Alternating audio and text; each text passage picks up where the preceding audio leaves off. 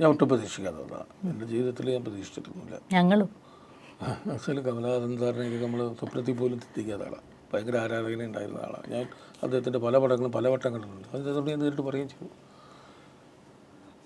ഞാൻ പ്രിയൻ സാറിൻ്റെ പടം ചെയ്തുകൊണ്ടിരിക്കുമ്പോൾ ഓളവും തീരവും അത് തൊടുപുഴ ഷൂട്ട് ചെയ്തുകൊണ്ടിരിക്കുക. വെള്ളച്ചാട്ടവും മഴയും ഒക്കെ വെച്ചിട്ട് അവിടെ ആണെങ്കിൽ റേഞ്ചും ഇല്ല, ഒരു കാടും ഒക്കെ ആയിട്ട് തൊമ്മൻകുത്തിൻ്റെ ഇടയിലാണ് മഴ. ഒറിജിനൽ മഴയിട്ട് നമ്മൾ ക്രിയേറ്റ് ചെയ്യുന്ന മഴയിട്ട് വെള്ളത്തിലൊക്കെ ആയിട്ട് സാർ ജനവും ഭയങ്കര ഈ സാറിനെ കാണാൻ ഇപ്പോൾ ടെൻറ്റൊക്കെ കെട്ടിയകത്ത് ജനം വരാതെയും ചെളിയും മനുഷ്യൻ മൊത്തം ഇറിറ്റേറ്റ് ചെയ്യുന്ന ഒരു ലൊക്കേഷനാണ്. പക്ഷെ പടം ഇത്ര കൺട്രോൾ ചെയ്ത് പോകണ്ടോ. നമ്മളിങ്ങനെ ചെയ്തുകൊണ്ടിരിക്കുമ്പോൾ ഫോൺ ഇങ്ങനെ വരും. ഫോൺ വന്നു കഴിഞ്ഞാൽ റേഞ്ചില്ല, കട്ടായി. തമിഴാണ് പറയുന്നത്. മദ്രാസ് ഫോൺ ശങ്കർ സാർ 15 പേസ് ഡിഡിന്ന് ഏഞ്ചി വാങ്ങൂ, ഡിഡിന്ന് ഏറി വാങ്ങൂ.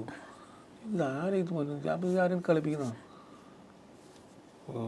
കുറേ നേരപ്പോൾ ലാൽ സാറിന് നമുക്ക് എപ്പോൾ നോക്കിയാലും ഫോണിൽ എന്താണ്. ഞാൻ പറഞ്ഞ സാർ ഇങ്ങനെ ഒരാൾ വിളിച്ചുകൊണ്ടിരിക്കുന്നു, ശങ്കറിൻ്റെ മാനേജരാന്ന് പറയുന്നത്. അപ്പോൾ നിങ്ങൾ പറയുന്നത് ഫോൺ ചെയ്യൂ, എവിടെ റേഞ്ചിലുള്ളത് എന്താണെന്ന് അന്വേഷിക്കുന്നു.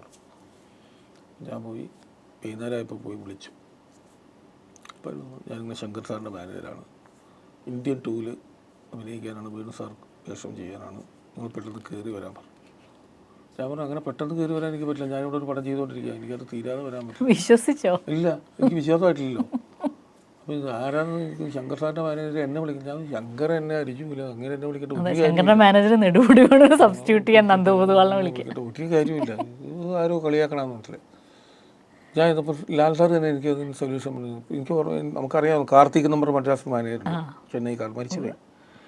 കാർത്തിക് ഇപ്പോൾ നിങ്ങൾ ടെൻഷൻ അടിക്കുക, നിങ്ങൾ കാർത്തികിനെ വിളിച്ച് പറയൂ, ഒന്ന് അന്വേഷിക്കാൻ പറ്റും, മദ്രാസിലല്ലേ എന്നാണ് സാറ് പറഞ്ഞപ്പോൾ എനിക്ക് ആ ബുദ്ധി തോന്നിയത്. ഞാൻ ഇയാളുടെ നമ്പർ കാർത്തികിനെ അന്വേഷിച്ചിട്ട് അവനോട് പറയാം, നീ ഒന്ന് അന്വേഷിക്കുക. ഞാൻ ചോദിച്ചാൽ എന്നോട് വിളിച്ച് പറയാമെന്ന്.